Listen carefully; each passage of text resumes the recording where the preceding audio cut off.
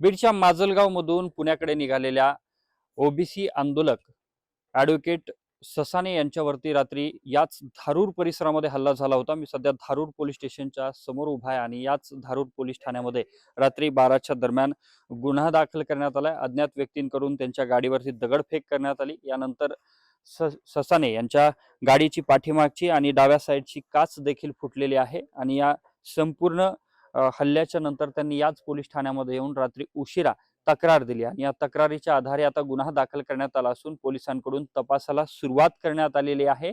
Advocate Mangesh Sasane यांच्या गाडीवरती हा हल्ला झाला असून आता त्यांनी गंभीर स्वरूपाचे आरोप बीड जिल्ह्यातल्या 2 आमदारांवरती केलेले आहेत। त्यांच्याकडूनच हा हल्ला घडून आणल्याचा देखील आरोप मंगेश ससाणे यांनी केलाय। मात्र दुसऱ्या बाजूला याच धारूर पोलिसांकडून आता सखोल चौकशीला देखील सुरुवात करण्यात आली आहे। या चौकशीतून आता नेमकं पुढे काय सत्य समोर येतं हे पाहणं महत्त्वाचं असेल।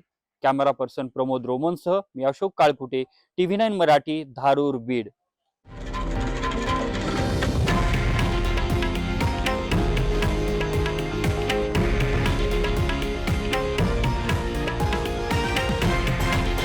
हे आहे देशातील नंबर 1 न्यूज नेटवर्क आणि आपण पाहत आहात TV9 मराठी, एकमेव।